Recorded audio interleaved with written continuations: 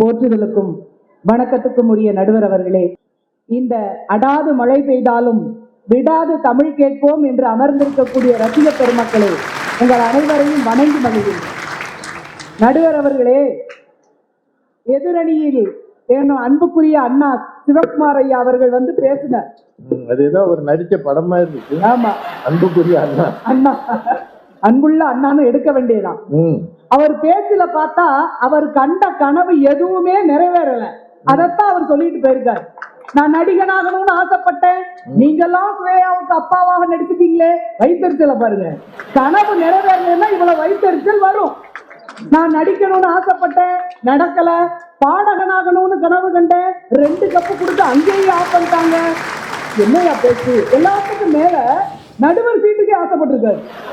நானும் நாளைக்கு இந்த இடத்துல வந்து உட்காரணும், அதுவும் நிராசையாய். என்னையா பேச்சு?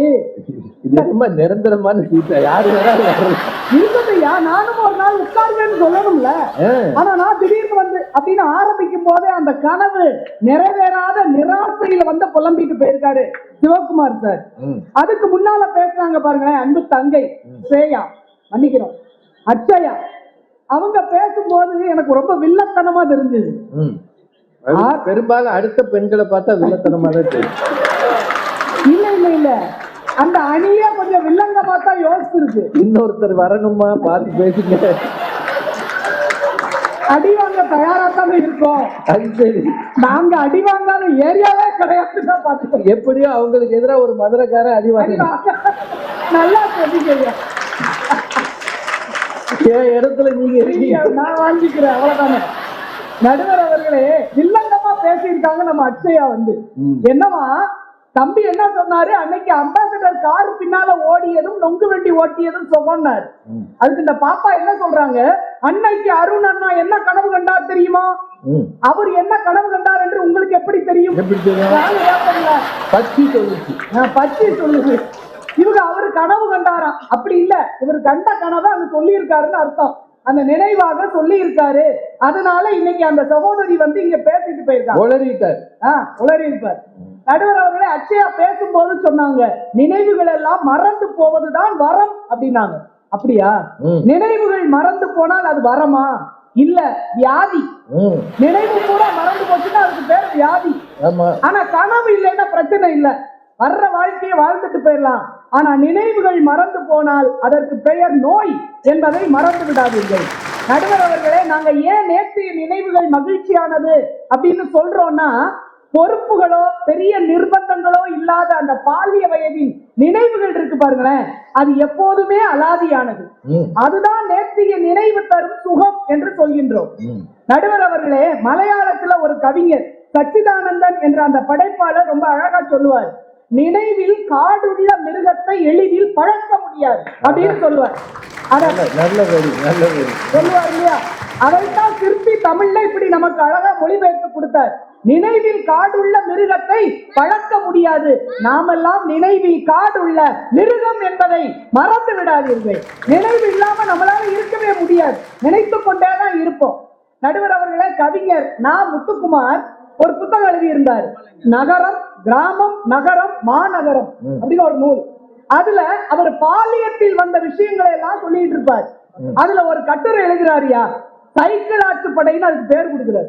நம்ம எத்தனையோ ஆற்றுப்படை பார்த்திருப்போம். சைக்கிள் ஆற்றுப்படை அந்த இளமை காலத்தில் அந்த சைக்கிளை எடுத்துக்கொண்டு அந்த ஊர் சுற்றுற இளைஞர்களுக்கு கிடைச்சிருக்கும் பாருங்க சில நினைவுகள். அத அந்த நூல்ல அவர் பதிவு செய்யறாரு, அழகா எழுதுறாரு. இது மார்கழி மாசம் இல்லையா?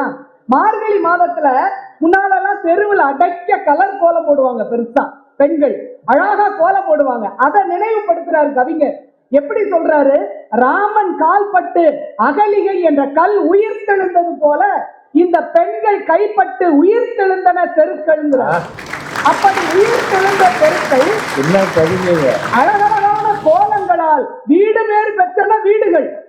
இப்படி இந்த பெண்கள் பெருசு பெருசா கோலம் போட்டுக்கிட்டு இருக்கும் போது அந்த கோலம் நல்ல கவனிச்சு, கோலத்தை பாக்குறதுக்குன்னு வருவான்ல நம்ம இளைஞர், சைக்கிள்ல வந்தவன் அழகு கோலத்தை பார்க்க அருமை அருமை இதுதான் நீங்க நடுவரா இருக்கணுங்கிறது. வந்து நின்றுட்டு கோலம் பட்டா அழிஞ்சு போயிரும்ல, சைக்கிளை ஓட்டிட்டு போனா அந்த கோலம் அழிஞ்சிருமா. அதனால அந்த பையனை சைக்கிளை நிறுத்தி கொஞ்ச நேரம் பார்த்துக்கிட்டு இருப்பான் கோலத்தை கொஞ்ச நேரம் பார்த்துக்கிட்டு இருந்துட்டு போகும்போது அந்த படாம அந்த சைக்கிளை கொஞ்சம் தூரம் தூக்கி அந்த பக்கம் தள்ளி விட்டு அப்புறம் போய் அப்புறம் தூக்கி இப்படியே நகட்டி அப்புறம் திரும்பி பாப்பானு அப்புறமும் திரும்பி அப்புறம் பார்த்திருப்பான் அடுத்த கோலம் வந்துரும்ல. இது கோலமா தெரியல, அலங்கோலமா இருக்கு. நடுவரவர்களை அப்படி தாண்டி தாண்டி அவன் போயிருக்கிறான். அந்த இடத்தில் அழியவே இல்லை, அங்கே பதிந்திருந்தது சைக்கிள் தடம் மட்டுமல்ல காதல் மனமும் தான் என்று அவர் பதிவு செய்கிறார் என்றால் அந்த இளமை பருவத்தில் வாழ்ந்த அந்த நிகழ்வுகள் எவ்வளவு இனிமையினையும் மகிழ்ச்சியையும் தருகின்றன அப்படிங்கிறத நம்ம மறக்க கூடாது. நடுவர் அவர்களே, நாளைய கனவுங்கிறது கற்பனை, நடக்கலாம் நடக்காம போலாம். ஆனா நேற்றைய நினைவு என்பது சத்தியமான உண்மைகள், அது மறக்க முடியாது. நம்முடைய பேச்சாளர் அருமை சகோதரர் மறைந்த சண்முகம் அண்ணா அழகா சொல்லுவார் அடிக்கடி, நினைவுகளின் நிறம் பச்சை என்று சொல்லுவார். நினைவுகளுக்கு ஒரு நிறம் உண்டா, அது பச்சை. அதனால்தான் பசுமை நிறைந்த நினைவுகளே என்று கவிஞர் பாடலாக அதை பாடினார் என்றால் பசுமை நமக்கு எப்போதும் சுகத்தை தரும். நடுவர் அவர்களே, அணில எல்லாரும் அழகா சொன்னாங்க, நம்ம படிக்கிற காலத்துல போட்டோ எல்லாம் எடுத்திருப்போம் இல்லையா, கூட்டம் கூட்டமா நண்பர்களாக நின்று இப்ப டெய்லி எடுக்கிறோம். அந்த போட்டோ வாங்குறதுக்கு ஸ்டுடியோல கேமராமேன் அந்த போட்டோவை வாங்குறதுக்கு ஒரு 5 ரூபாயோ 10 ரூபாயோ கிடைக்கவே கிடைக்காது. வீட்டுல போராடி அழுது அடம் பிடிச்சு அந்த 7 ரூபாய் 10 ரூபாயை வாங்கி ஒரு போட்டோவை வச்சு வச்சு நம்ம ஆசையா பார்த்தோம். அது நமக்கு மகிழ்ச்சியை தந்தது. இன்னைக்கு 20,000 30,000 ரூபாய் போன்ல நீங்க டெய்லி எடுக்கிற செல்பியை விட அந்த 5 ரூபாய் 10 ரூபாய் போட்டோவுக்கு இருந்த மதிப்பும் அழகும் இருக்கு பாருங்க. அதைத்தான் அந்த நேற்றைய நினைவு என்று சொல்கின்றோம். நடுவர் அவர்களே, நீங்க தான் சொன்னீங்க, பேச ஆரம்பிக்கும் போது சொன்னீங்க, அந்த நினைவுகளை நினைப்பது என்பது அசை போடுவது போன்றது அப்படின்னு சொன்னீங்க. உண்மைதான், பசு அசை போடுவது போல அப்படின்னு. பசு அந்த தீனி போடும் போது பாத்தீங்கன்னா வேக வேகமா கடிச்சு சாப்பிடும். பசுவுக்கு போடுறாங்க இல்லையா, புல்லுகளெல்லாம் போடும் போது அது வேக வேகமா கடிச்சு சாப்பிடும். அப்படி சாப்பிடும் போது பசு முகம் சாதாரணமா இருக்கும். ஆனா கொஞ்ச நேரம் கழிச்சு ஒரு 11-12 மணிக்கு கீழே உட்கார்ந்து அதை அப்படியே அசை போட்டு அப்படியே நுரையா தள்ளி இருக்கும் போது பாருங்க, அது கண்களை அரைக்கண் மூடிக்கொண்டு சுகத்தோடு அந்த அசை போடுகின்ற வேலையை பார்க்கும். எப்போதுமே கனவை விட அந்த நினைவு என்ற அசை போடுதல் சுகத்தை தருங்கிறத மறந்துடக்கூடாது. அதனால தான் கவியரசர் கண்ணதாசன் சொன்னார், காதலியே காதலியே உன்னை அணைத்துக் கொண்டிருப்பதை விட நினைத்துக் கொண்டிருப்பதில் தான் சுகமடின்னு சொன்னாருன்னா அந்த நினைவுக்கு இருக்கின்ற ஆற்றல் அப்படிப்பட்டதுன்னு நினைச்சிடக்கூடாது, மறந்துடக்கூடாது. நடுவர் அவர்களே, கல்யாணம் வருது இல்லையா, இந்த பிள்ளைகளுக்கு எல்லாம் கல்யாணம் ஆக வேண்டி இருக்கு. இந்த 20ல நடக்கிற கல்யாணம் இருக்கு பாருங்களேன், கல்யாணம் அது நமக்கு ஒரு பதட்டத்தை தான் கொடுக்கும். அப்படிதானே, நம்ம வாழ்க்கை எப்படி அமைய போகுதோ தெரியலையே, நம்ம போற இடம் எப்படி இருக்குமோ, வாங்கின கடன் எல்லாம் எப்படி அடைக்க போறோம். இந்த கல்யாணம் 20ல நடக்கிற கல்யாணம் பதட்டத்தை கொடுக்கும். ஆனா 60ஆம் கல்யாணம் ஒண்ணு நடக்குது பாருங்களேன், அப்ப பாட்டி தாத்தா 2 பேர் முகத்தையும் பாருங்க, மந்தகாசமான ஒரு சிரிப்பு இருக்கும். ஏன், அவங்களுக்கு அந்த பழைய முதல்ல நடந்த அந்த திருமணம் நினைவுக்கு வருது. பல்லு இருக்காது, ஆனா அந்த திருமணத்தை நினைவு வச்சு நினைச்சு பார்ப்பாங்க.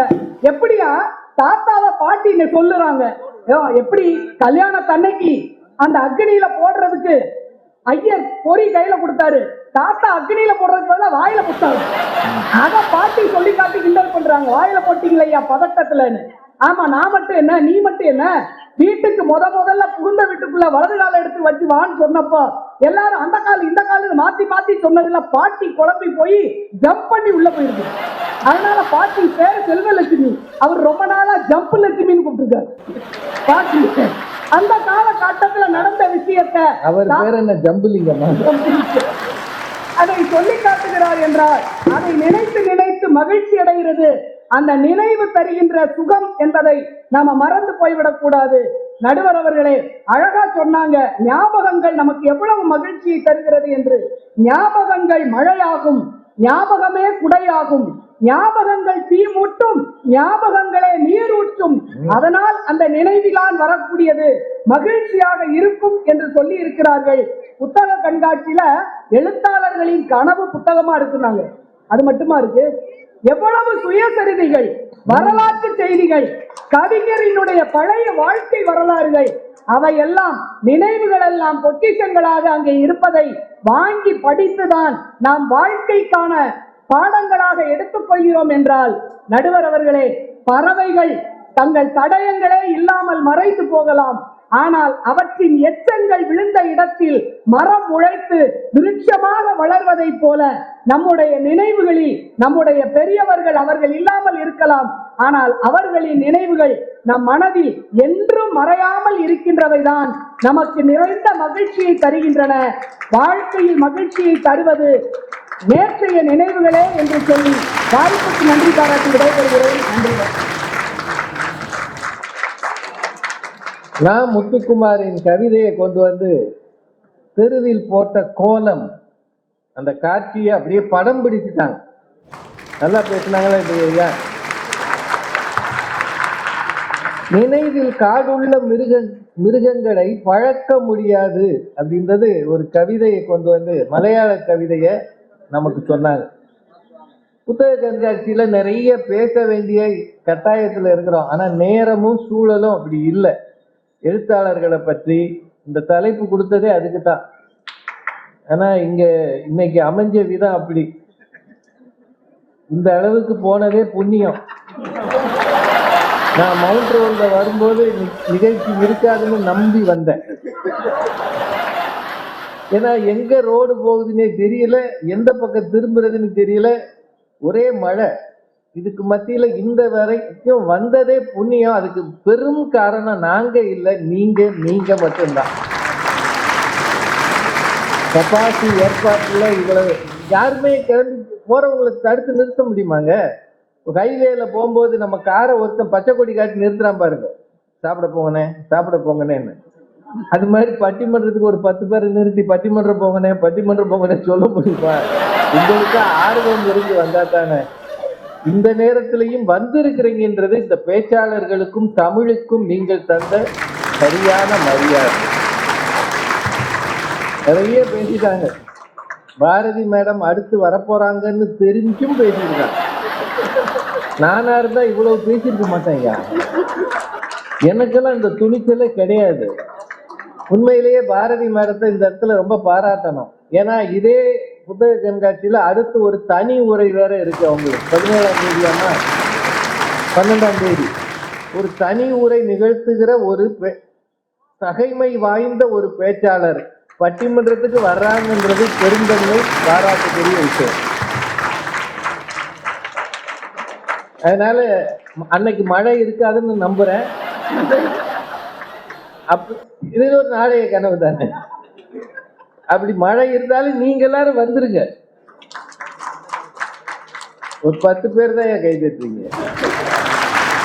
நிறைவாக திருமதி பாரதி பாஸ்கர்.